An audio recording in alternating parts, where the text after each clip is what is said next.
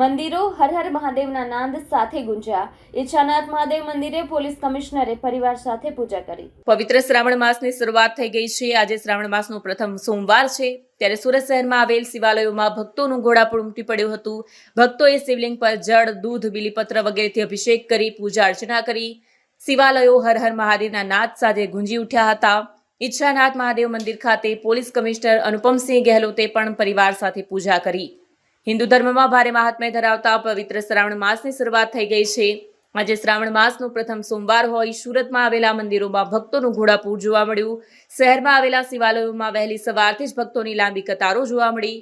હર હર મહાદેવના નાદ સાથે મંદિર પરિસર ગુંજી ઉઠ્યા। સુરતના ઓલપાડ સ્થિત સિદ્ધનાથ મહાદેવ, વરાછાના કર્મનાથ મહાદેવ મંદિર, કતારગામ સ્થિત કાંતારેશ્વર મહાદેવ, અડાજણ સ્થિત ગંગેશ્વર મહાદેવ, ડુમસ રોડ ઉપર આવેલા રૂંઢનાથ મહાદેવ, અથવા લાઇન સ્થિત ઈચ્છાનાથ મહાદેવ, પાલ સ્થિત અટલ આશ્રમ અને જહાંગીરપુરા સ્થિત આવેલ પ્રાચીન કુરુક્ષેત્ર સહિતના મંદિરોમાં ભક્તોનું ઘોડાપૂર ઉમટ્યું હતું। ભક્તોએ શિવલિંગ પર જળ, દૂધ, બીલીપત્ર વગેરેથી અભિષેક કરી પૂજા અર્ચના કરીને ધન્યતા અનુભવી હતી। ખૂબ જ સરસ પ્રશ્ન છે કે સોમવારની પૂજાથી આપણે ફળ શું પ્રાપ્ત થાય। અરે મિત્રો, શ્રાવણ માસ અટલ આશ્રમ પારદેશ્વર મહાદેવ મહંત શ્રી બટુગીરીજી સુરત પ્રથમ સોમવારની શ્રાવણના પ્રથમ સોમવારની દેશવાસીઓને સર્વ ભક્તોને શુભકામનાઓ। મિત્રો, જાણતા અજાણતા આપણે કોઈ પણ શિવાલયમાં જઈને આજે સોમવાર છે, આવતા સોમવારે પણ જઈ અને મહાદેવની આરાધના કરીએ। એક પુષ્પમ એક બિલ્લીપત્રમ એક લોટા જલ કે ધાર ઓ દયાલુ રીજ કે દેતે ચંદ્રમૌલી ફલ ચાર। ધર્મ, અર્થ, કામ અને મોક્ષ મળે એવું સરળ પદાર્થ હોય તો એ જલ, દૂધ, દહીં વગેરેથી અભિષેક કરીએ।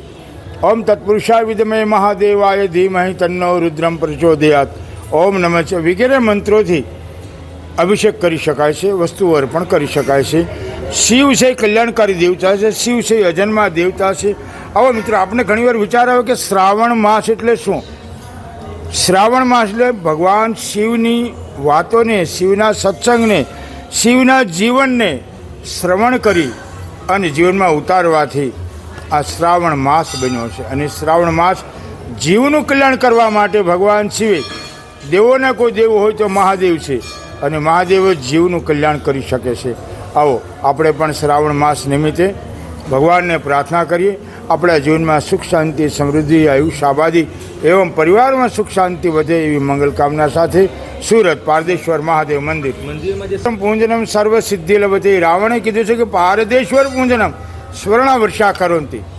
પારદ શિવલિંગની પૂજા અર્ચન કરવાથી એમ કહે છે કે સોનાનો વરસાદ।